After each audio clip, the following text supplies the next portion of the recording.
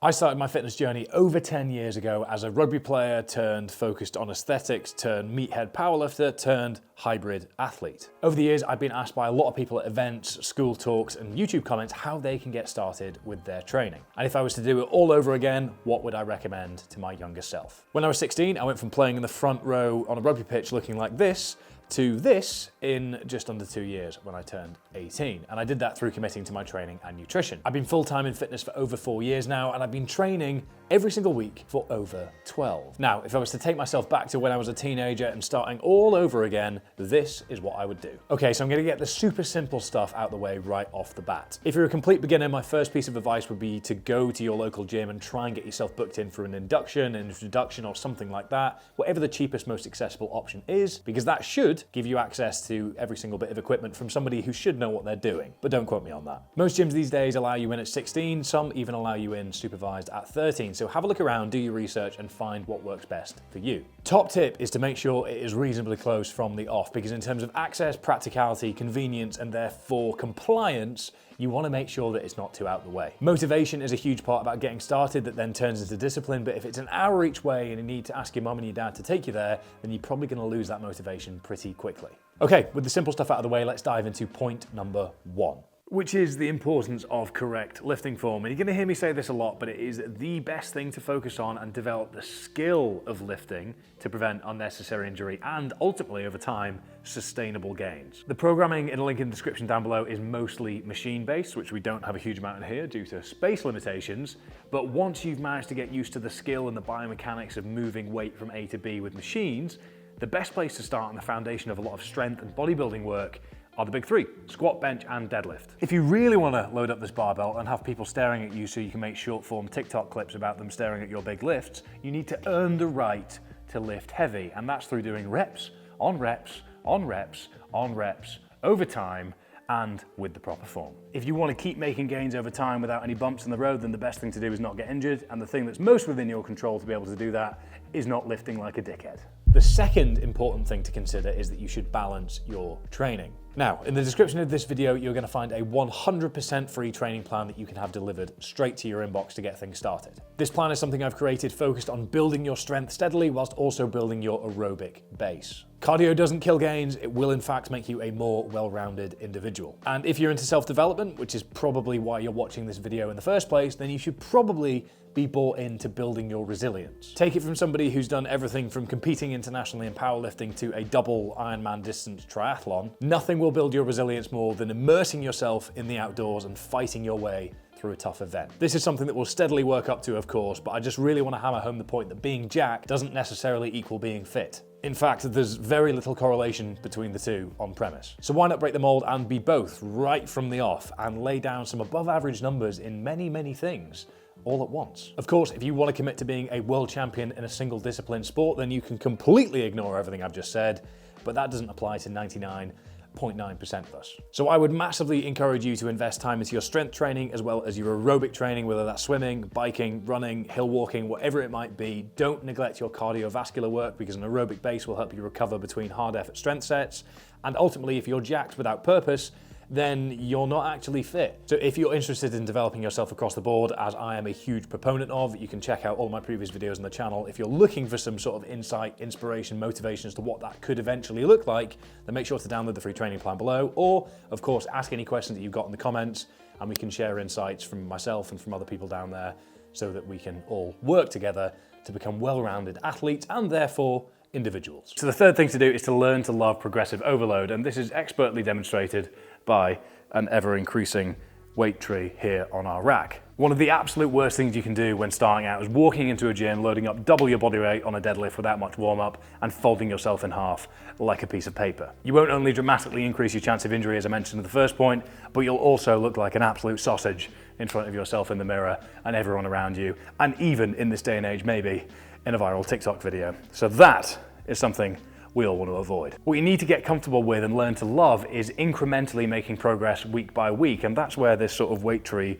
really neatly demonstrates that, because yeah, it'd be nice to have one of these every single week, but how many weeks can you do that before you're breaking world records? There's probably a reason why people aren't adding one of these every week. But what you should really get excited about is the fact that as a beginner, You've got noob gains to make the most of, which means that you're going to be able to progress in multiple disciplines concurrently, predictably week to week, which means that if you're adding one of these every week, you're doing really well. Take it from somebody that needs to do 6 months of training to add 5 kilos to my max lifts. It's a lot more exciting to be where you are. I don't mean to sound like an old bastard saying that, but essentially having to fight like mad for weeks and weeks and months to add anything to the barbell isn't as fun as adding one of these every week. So be thankful, learn to love it, and learn to love to progressively overload. If you can't be patient, then you're in the wrong game, or you need to change your mindset. And the results, if you do that, will be immense in other elements of your life as well. So commit to being patient, commit to progressive overload, and just look where it takes you. Point number 4 is that comparison is the thief of joy. And it's a bit of a cliche, and it's not really something that I've spoken about in depth on the channel before.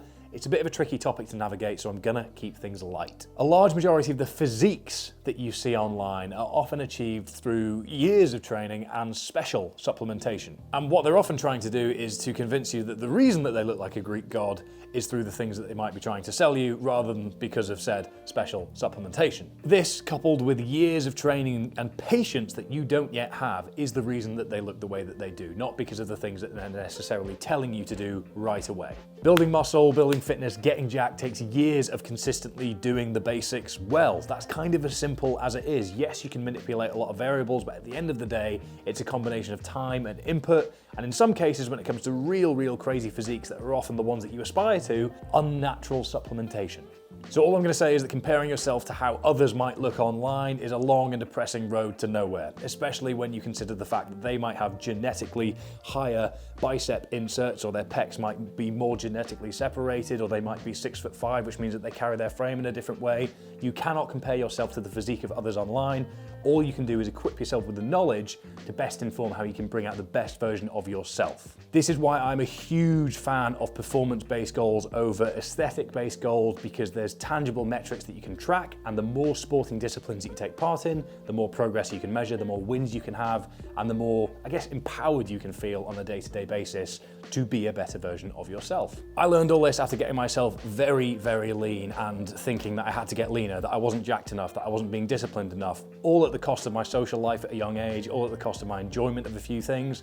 And whilst of course that isn't the case for everyone, I've got really quite lean, I've gone really quite far down a performance-based goal narrative, and I'll take performance goals every day of the week.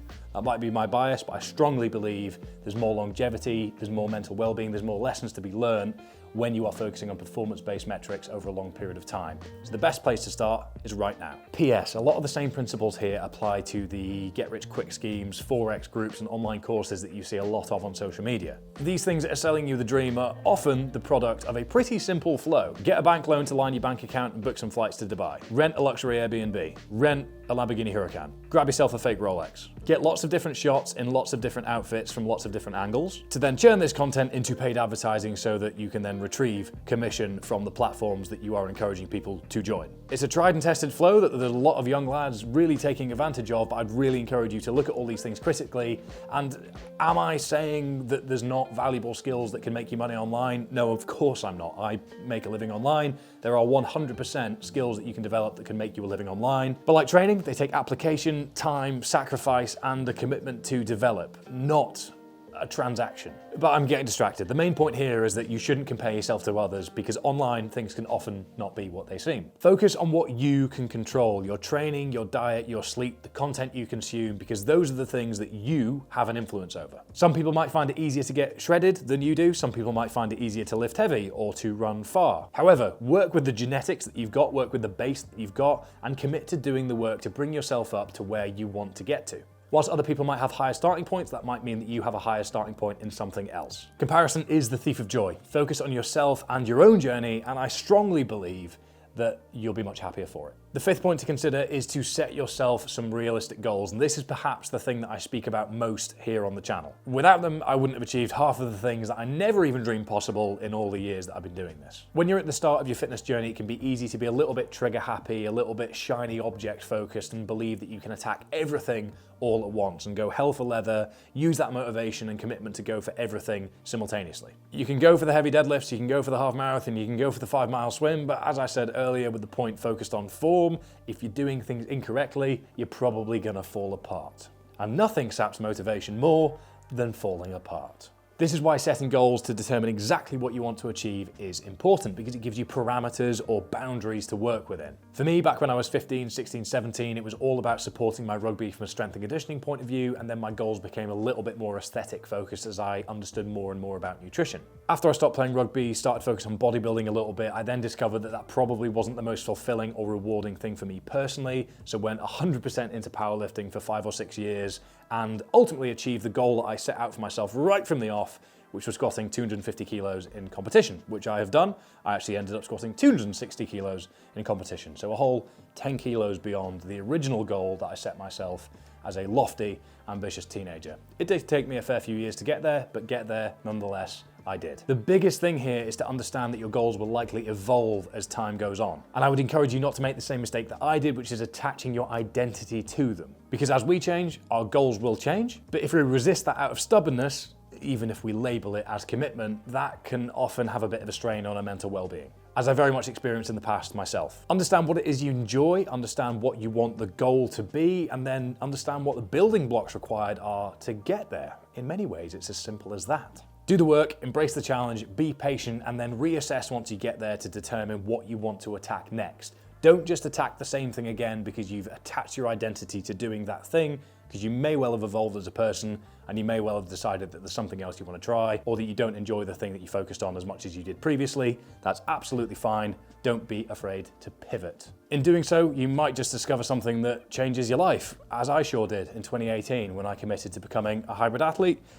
And here I am, sat on YouTube, in my office, in the podcast studio, with a private gym facility out there, with a team behind me, doing all the things that I love, having enjoyed the process, and most importantly, being patient whilst doing the work. I don't mean that in any way as a brag, but if I was a 16, 17, 18-year-old watching YouTube in my room, as I often was, thinking, God, I'd love that to be my life, the reason I didn't start and didn't commit at the time and didn't pick up a camera was because I didn't believe that I could get there as quickly as I wanted to. It took me into my early 20s to have the confidence to do that, and in the blink of an eye, here I am. So I just really want that to encourage you that there shouldn't be anything holding you back from going after what you want, but you need to start today, and don't let how long it might take whilst you are privileged enough to be as young as you are to really get that momentum building, because things can happen quickly, but the only way they're gonna happen is if you take action. So that's it, my advice if you are looking to get into the gym as a teenager or even just fitness in general. The most valuable things that I've learned over the past 12 years have come from trial and error and experience. So the most important thing to do is get out there and give it a go for yourself. Get some skin in the game and see what happens. If you're a regular viewer of the channel, I appreciate this video has been wildly different to the norm, but I hope you enjoyed it nonetheless. Please do comment with anything that you might want to add or any insights that you might have for a younger version of yourself, potentially even someone watching down in the comments. Make sure to hit subscribe and that you've hit like on the video as well, as it helps continue the growth of the channel. And even better, this would be the absolute ideal, is if you've got a teenager that you can share this with, or if perhaps you are a teenager that's watched this and taken something from it, then it'd be fantastic to hear from you and better understand what you have taken most from this. And finally, don't forget that there is a 100% free Omni Performance training plan in the link in the description down below